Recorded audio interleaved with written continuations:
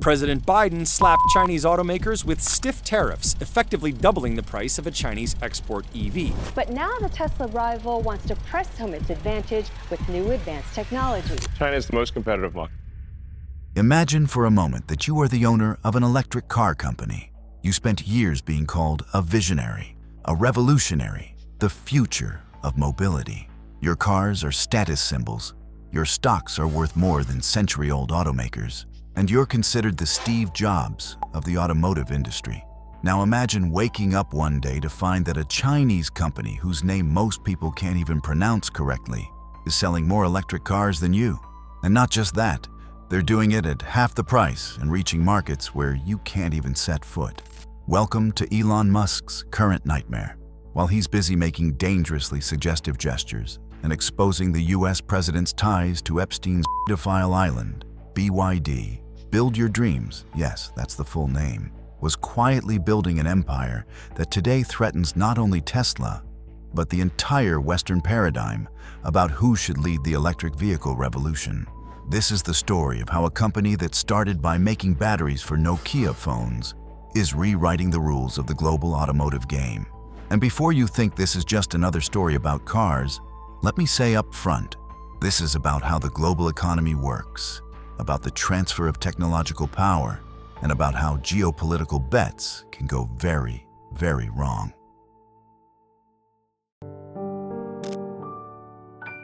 To understand how we got here, we need to go back to the year 1995. While Tesla was still just an idea in the heads of a group of California engineers, Wang Chuanfu founded BYD in Shenzhen.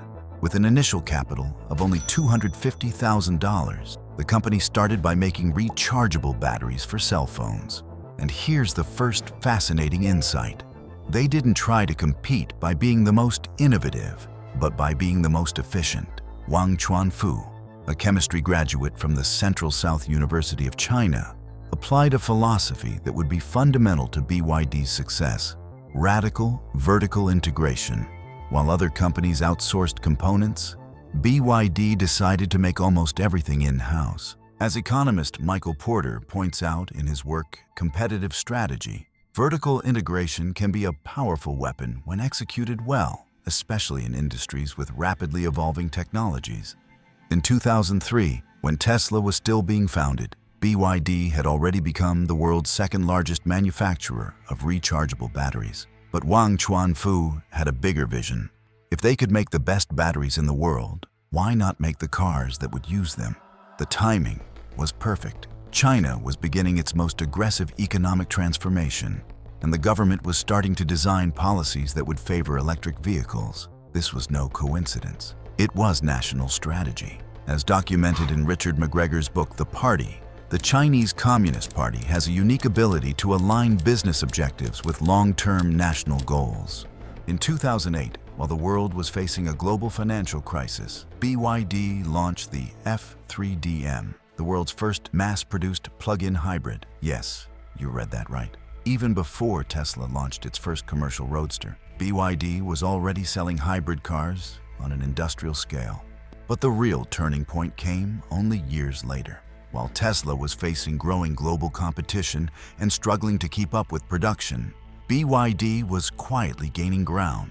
In the fourth quarter of 2023, the company officially overtook Tesla in global battery electric vehicle BEV sales for the first time. According to industry data, BYD delivered 526,409 electric vehicles during that period, while Tesla delivered 484,507. This milestone marked a historic shift. For the first time, Tesla was no longer the top-selling EV maker in a single quarter.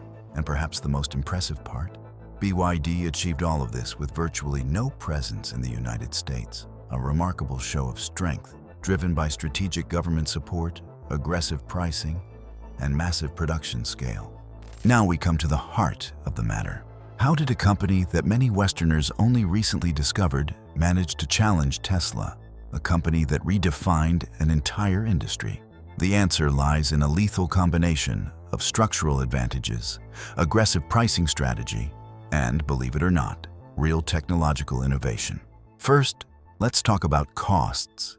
BYD can produce a basic electric car for approximately $11,000. For context, the cheapest Tesla Model 3 costs about $35,000 in the United States.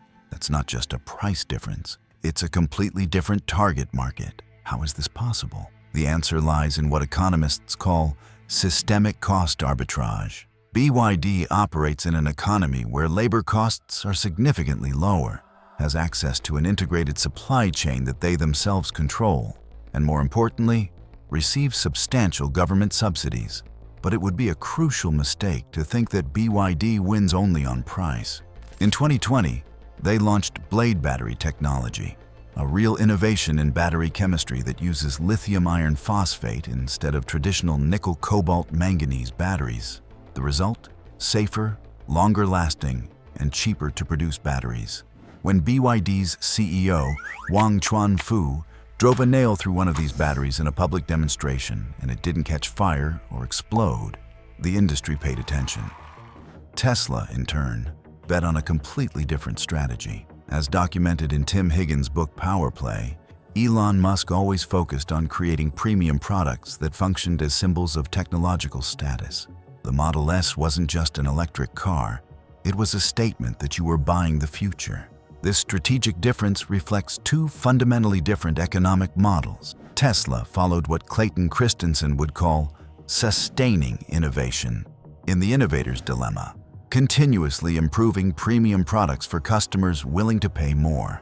BYD, on the other hand, is executing a classic disruptive innovation, creating simpler and cheaper products that eventually consume the market from the bottom up. But there is a crucial geopolitical dimension here. BYD's rise isn't happening in a vacuum. It is part of a Chinese national strategy called Made in China 2025, which aims to transform China from the world's factory into a global leader in advanced technologies. As Graham Allison notes in Destined for War, when a rising power challenges an established power in strategic sector, tensions are inevitable. And those tensions are already manifesting. The United States and the European Union have imposed heavy tariffs on Chinese electric cars, 100% in the US and up to 45% in the EU.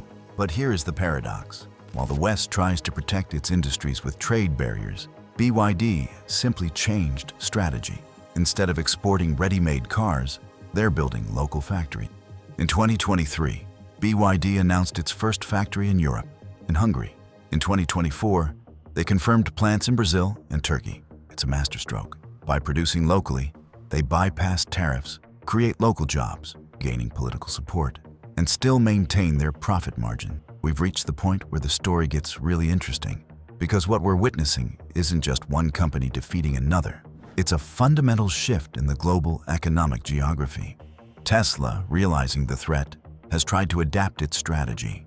In 2024, Elon Musk announced plans for a Model 2 costing $25,000, a clear attempt to compete in the mass market segment.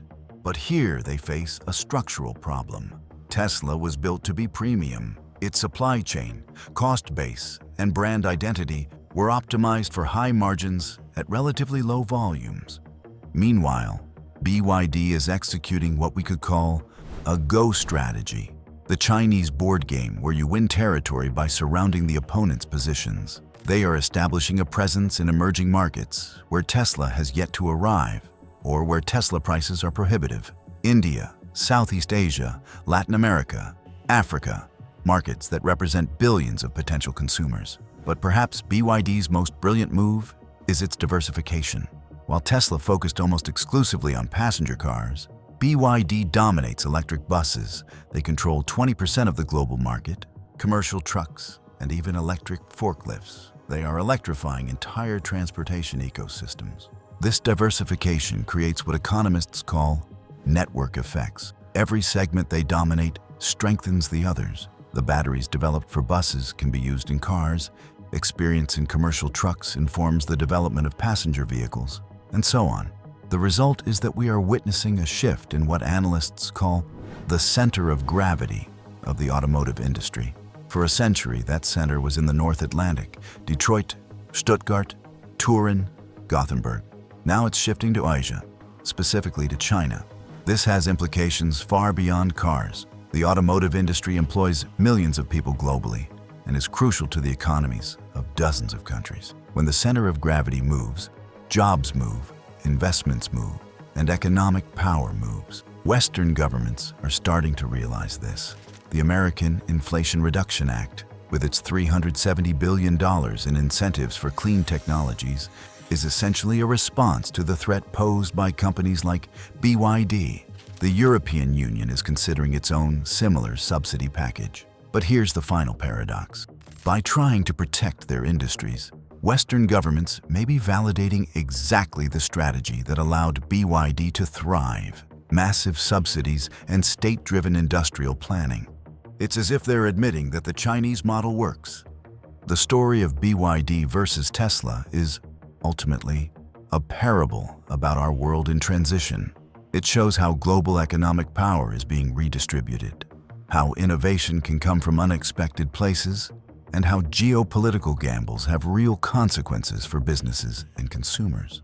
But perhaps the most important lesson is about the nature of competition in the 21st century.